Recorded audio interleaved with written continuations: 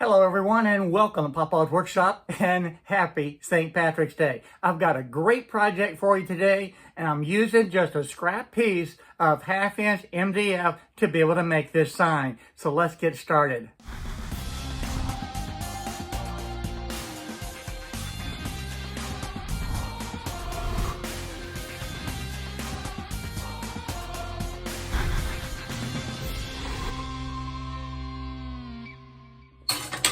The first thing I need to do is just set up the table saw.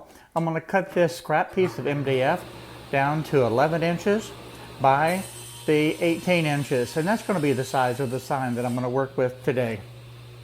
Now I actually had used this piece of scrap as a wasteboard before, so I had some of the cutouts on it. So when I was cutting this down, I was trying to get rid of as much of that stuff as I could. For this project today, I'm going to be using the bottom left-hand corner as my XY0 position. And I'm going to use a 60-degree V-bit to start out and cut out the bottom half of this sign. Now I have a couple of work pieces for this, but I wanted to be able to show you the overall look of the sign. Now the letters at the top, the Luck of the Irish, that's still showing with this 60-degree V-bit. And I really don't like that. So I'm going to be switching that. Now this is a part that I'm going to carve to begin with. This is set up with the 60-degree V-bit in it. So I'm going to go ahead and cut this portion out, and then we're going to do the fun part with the Luck of the Irish. And we're going to see if we do have Luck of the Irish to be able to get this one cut. So let's get started with this part. As this is carving the letters, I realized it is just cutting way too slow. So what I decided to do is just use this little block up here at the top of the easel so I can speed that up. By hitting that plus sign, I was able to increase the speed to 100 inches per minute.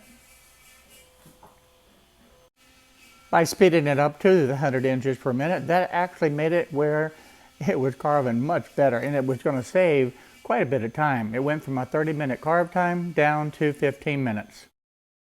Although the speed was fine, I really didn't like the carve. The letters and my little leprechaun just didn't look like I wanted it to. The detail was not there, and it had some little holes there where the bit went down deeper, and it just wasn't what I wanted to have happen. So what I did, I just went ahead and let it finish this, and then I came back for a second pass. Now that's actually not hard to do, but the results were amazing. The words actually looked sharp and crisp, and the depth was perfect. And I want to get down close so that you can see this, and it does make a huge difference. I also want to swing over now and take a look at the other side where I haven't carved out that yet. So if you look at Patrick's, you can see how the letters have those little points where it goes down deep, and it just did not create the pocket that I wanted to, and the letters did not look good. But over here, running that second pass, you can see 100% improvement. That's the look that you want to be able to have. So how did I do that? The first thing that I did is I changed the depth of cut, and I put that at the 0.15. And you can see that here on this particular little drop-down menu where it shows the 0.15. The other part is you come over here to the cut settings, and you make sure that the depth per pass there is set at the 0.15 also. That way it gives you one pass, and that's all. The other thing that I did, because it's only making one pass and it's very shallow, I increased the speed still further to 140% of that original rate. And with that setting, it actually makes the continuous cut all the way through, and it really cleans up the individual lines, and it gets rid of those little divots that I had that were cutting down deep, those little points. I didn't want that at all, because that was not the look that I was trying to be able to accomplish. So this now, with that finishing pass, and that's what I'm calling it, actually really makes a world of difference.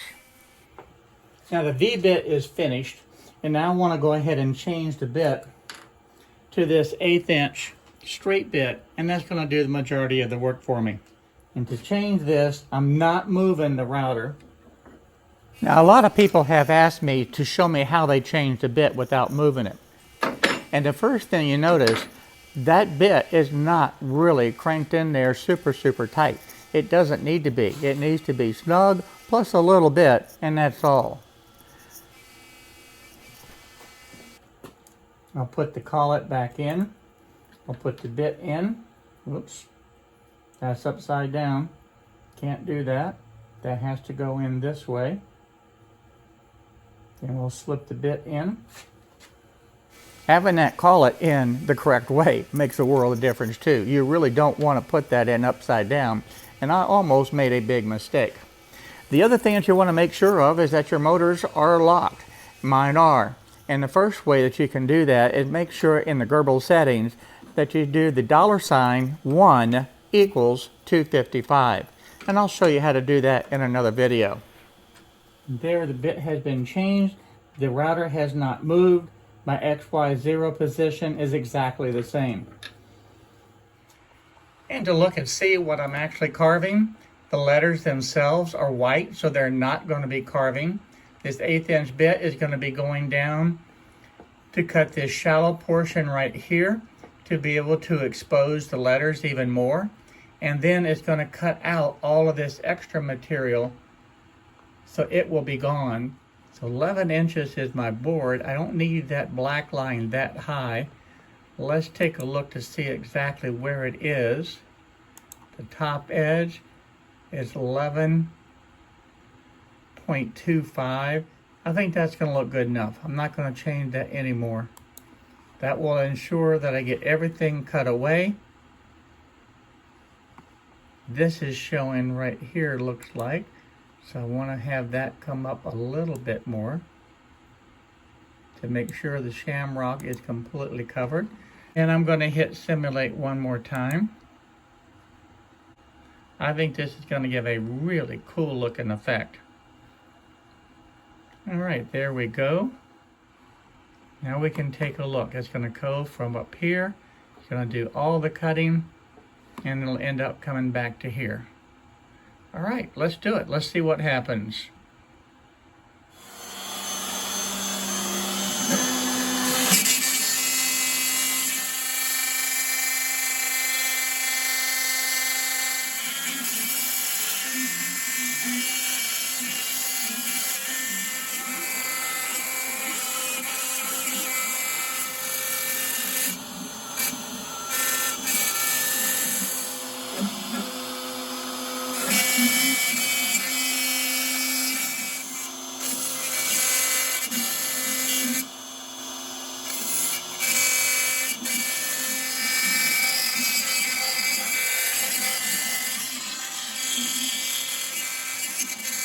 Well, here's a look at the sign right off the table, and I haven't touched it up with any sanding.